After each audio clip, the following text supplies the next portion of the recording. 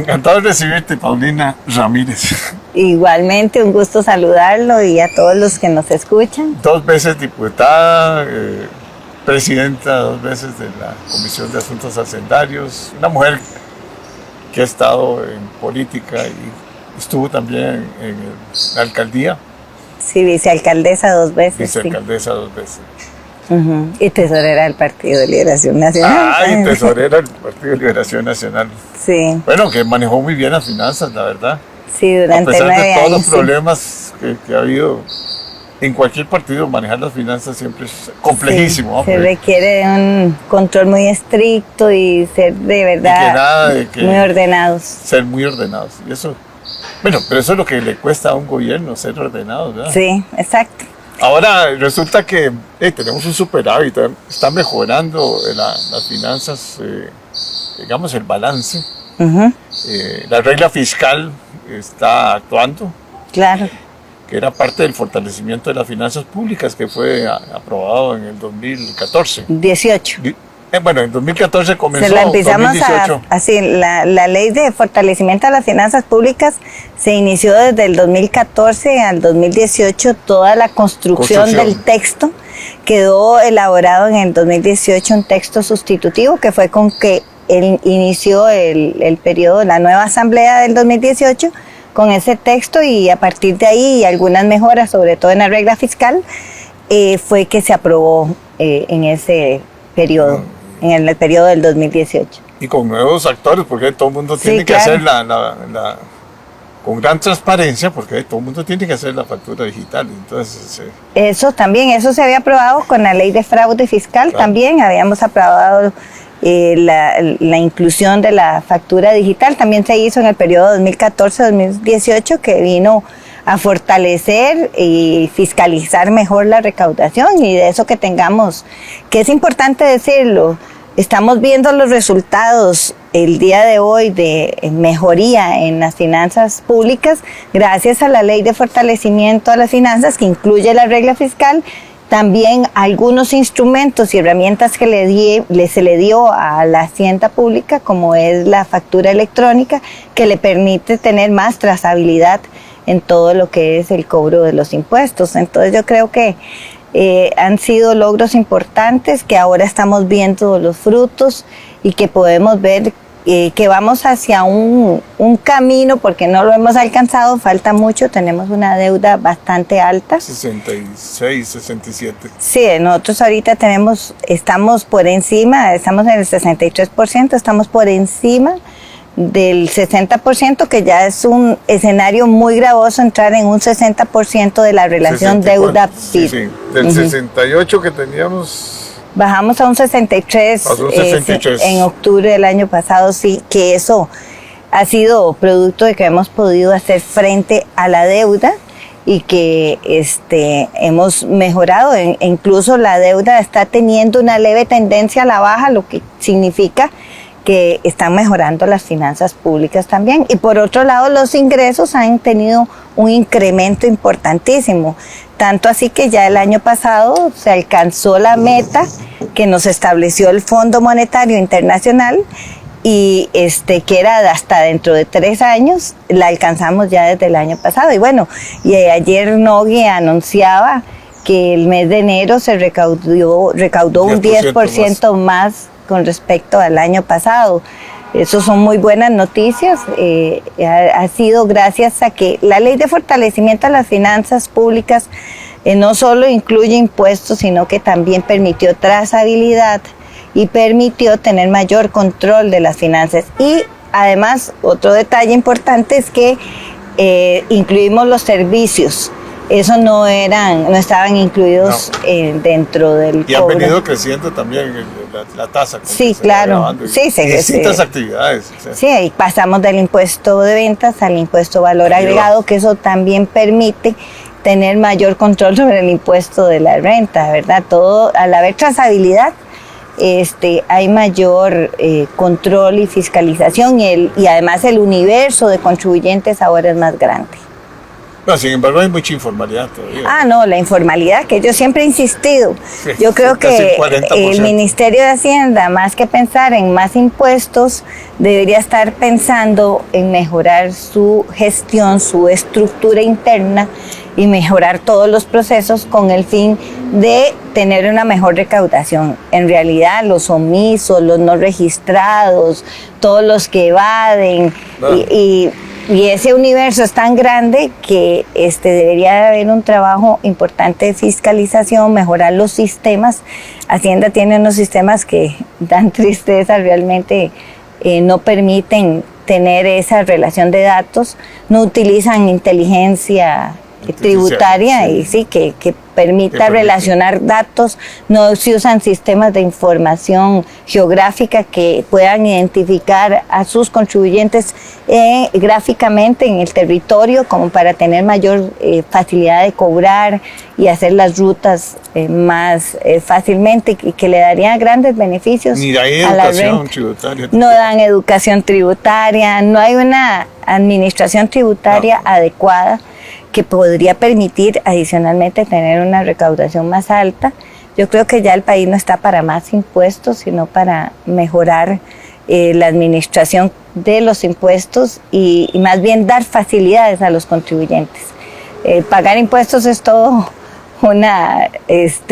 digamos que un proceso muy burocrático que debería dar facilidades, tener acceso a diferentes entes donde pagar. Pero todo debe ser digital. O sea, todo debe ser digital. O sea, no puede ser que... Todo debe ser, bueno, se supone que estamos en el desarrollo de la hacienda digital. Pero ya tenemos varios años y no hemos visto los resultados. Ojalá sea a corto plazo y este sistema pueda dar esas facilidades y también poder permitir relacionar los datos para poder identificar a todo ese universo de contribuyentes que no están, de no contribuyentes, de gente que no está pagando. Y que hay mucho desempleo también, ¿verdad? Bueno, la reactivación económica es otra forma de tener mayores ingresos.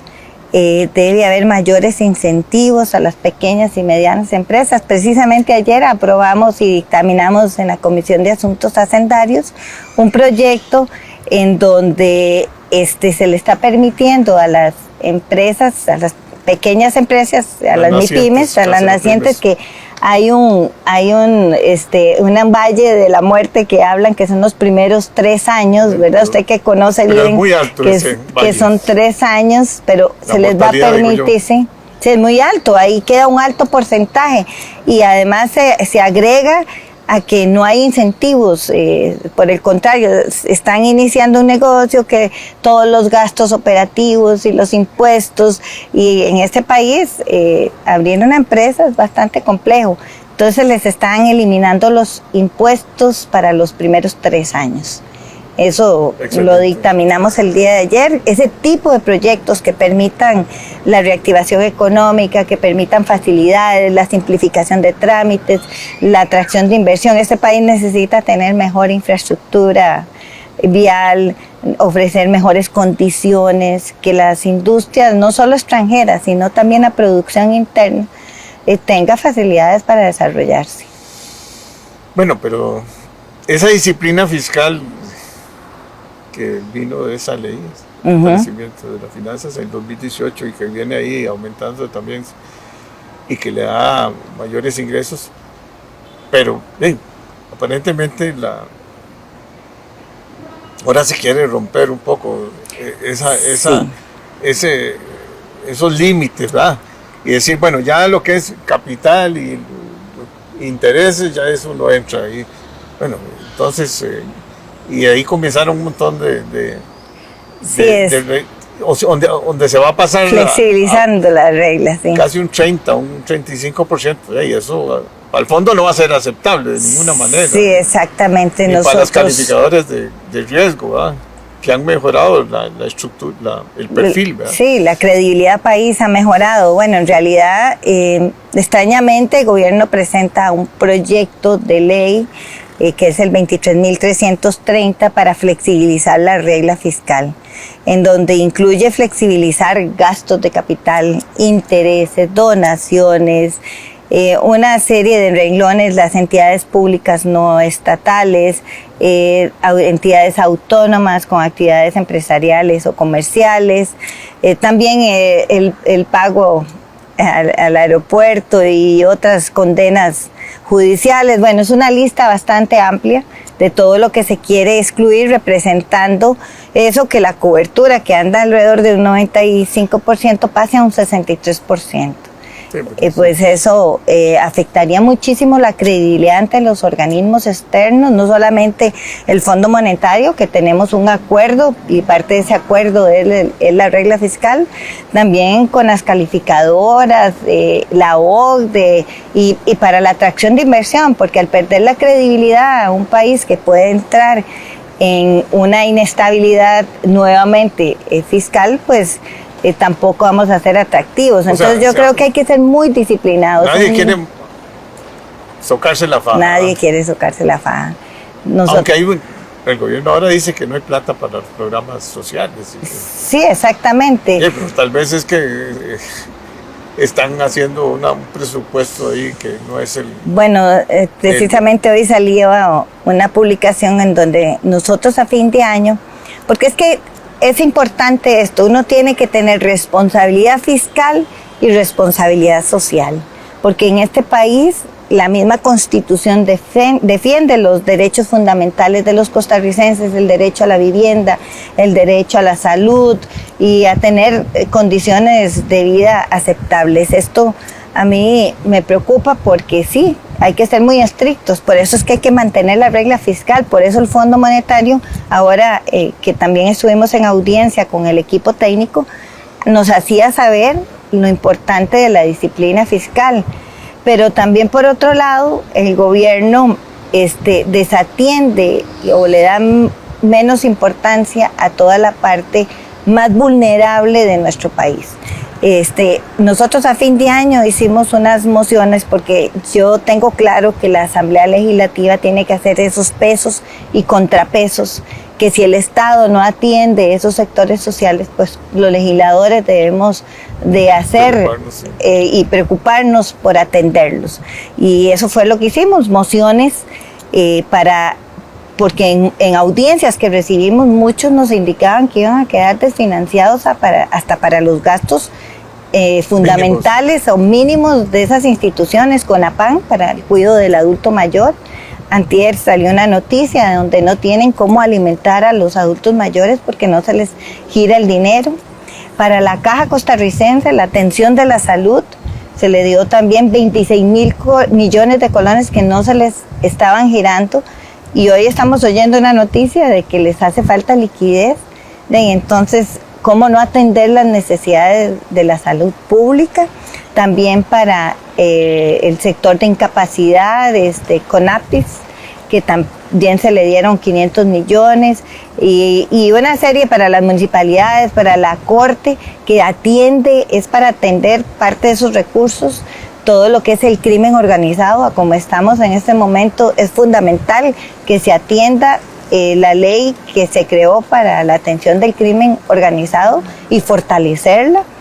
Y bueno, no se dieron esos recursos. El ministro de Hacienda dice que no le dan los números. No le dan. Bueno, históricamente la partida de intereses siempre ha tenido excedentes, porque en lo que va del año hay canjes de deuda.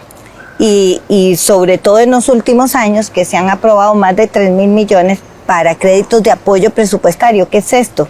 Que se sacan créditos externos para cambiar deuda cara por deuda más barata. Esto le permite bajar las tasas de interés y ampliar los plazos. Tampoco, vamos a ver. Y entonces... ahí el FLAR, que fueron 1.100 millones de dólares. Bueno, eso fue para el Banco Central. Para el Banco Central, por ejemplo. Cuando entran dólares, debieran de aprovechar si uno debe $, pagar $, entonces quitas 1.100 millones de... Sí, exacto. Digamos, en un mercado que está bollante en dólares, o sea, entonces... Sí, hay excedentes en dólares. Además de que se habían perdido, el Banco Central había perdido reservas cuando estuvo defendiendo el tipo de cambio, pero no lo ha hecho igual ahora que ha revaluado el colón, ¿verdad? Así es. Y eso tiene un efecto terrible en el sector productivo, ¿verdad? Sí. Pero terrible, porque ahí la gente, usted que es de Cartago, y sabe que los agricultores siembran y pagan todo en colones.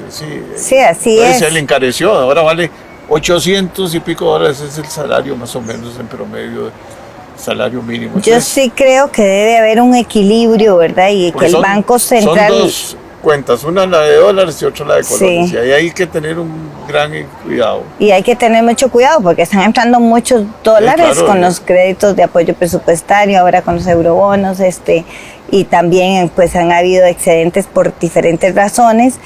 Y yo creo que, bueno, la responsabilidad del Banco Central no debe ser solo el manejo y control de la inflación, también debe cuidar la empleabilidad.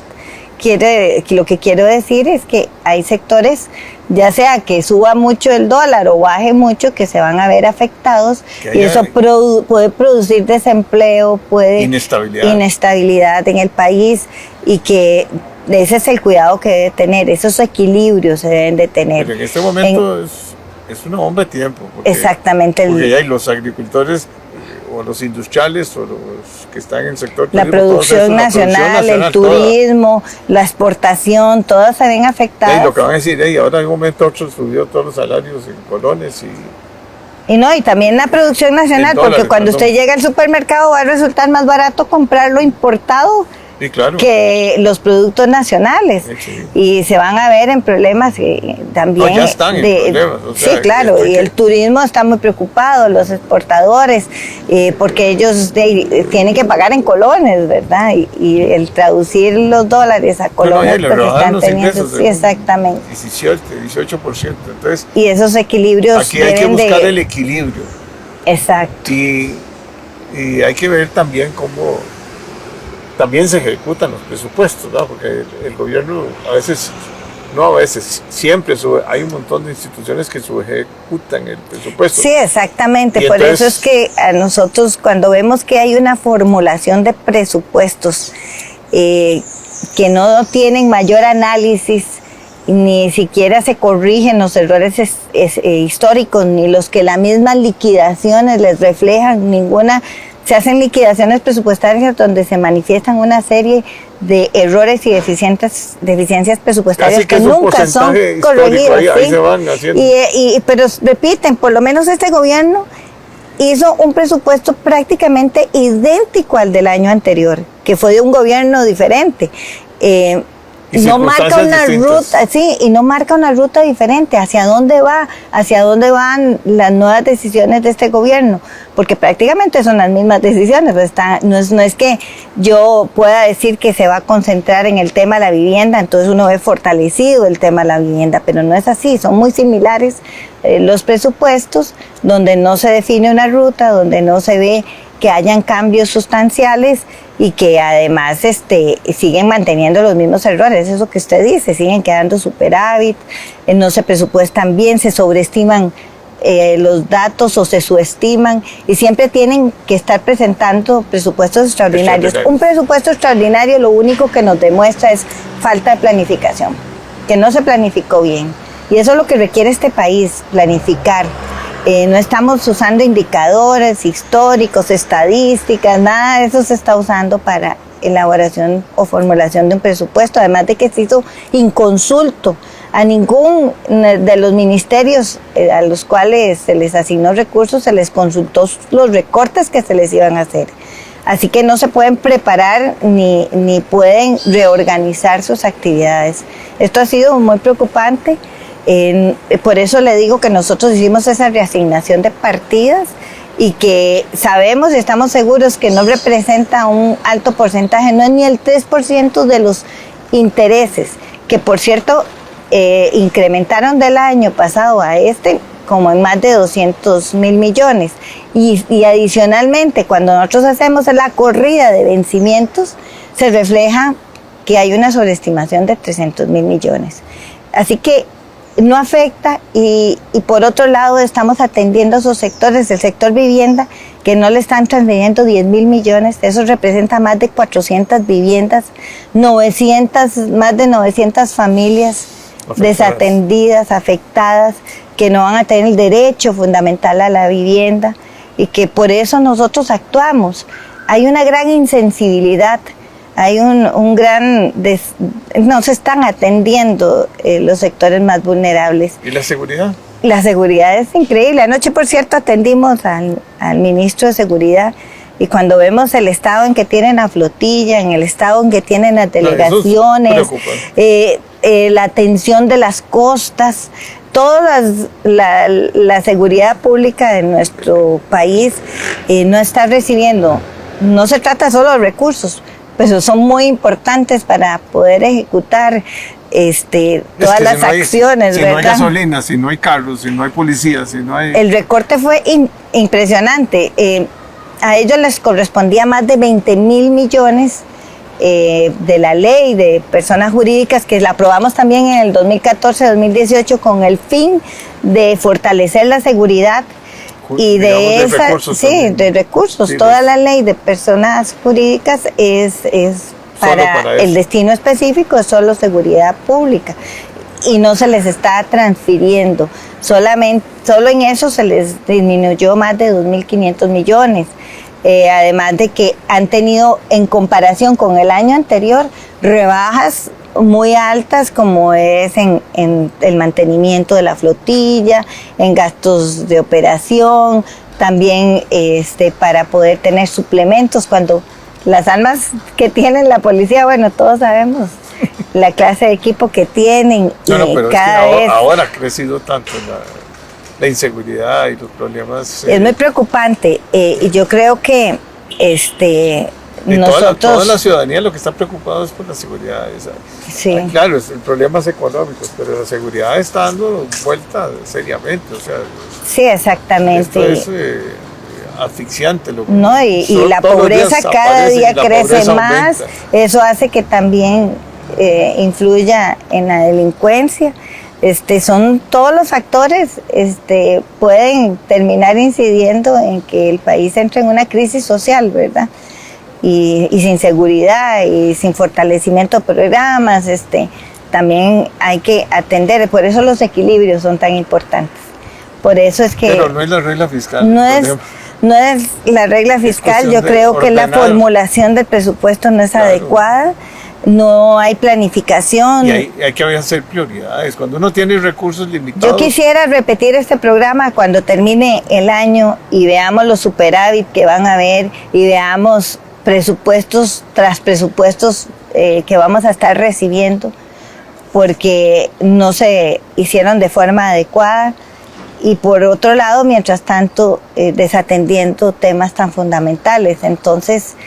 yo creo que sí debemos de hacer un gran esfuerzo por mantener ese equilibrio también de responsabilidad fiscal y responsabilidad social, porque Costa Rica en todos los diferentes gobiernos hemos tenido el cuidado de respetar esos derechos fundamentales constitucionales, ¿verdad? Sí, pero aunque...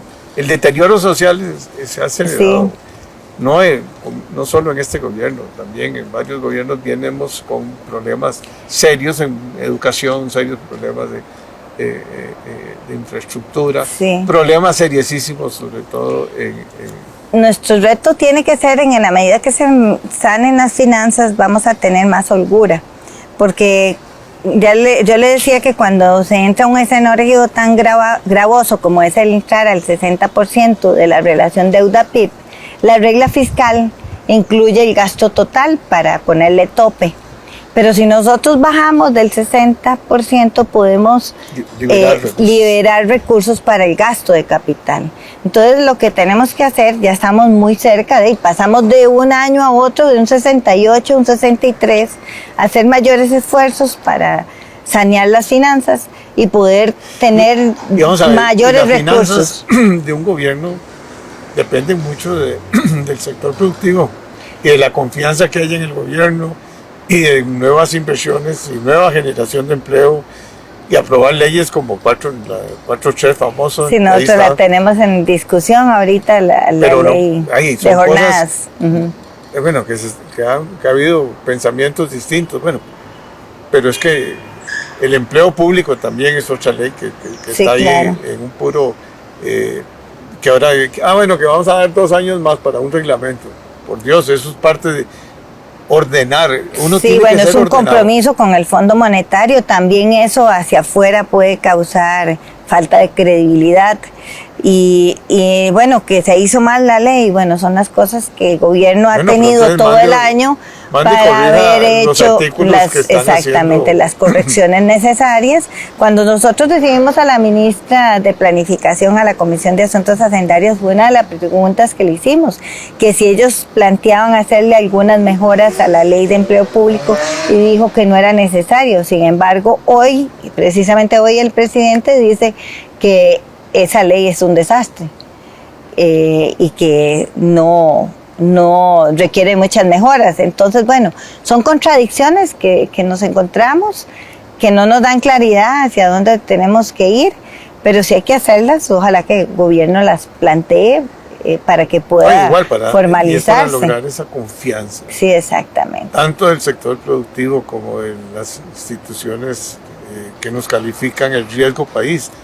En un mundo muy convulso, en un mundo que cambia continuamente y que Costa Rica también tiene grandes oportunidades, porque esto entre China y Estados Unidos nos está abriendo el campo para si mejoramos la educación, que es uno... Sí, muchas empresas están migrando otra vez hacia Occidente, ¿verdad? Claro, México ha sido el Costa Rica es un país privilegiado por su ubicación geográfica, por Cartago, también estabilidad política. Claro, esa zona franca.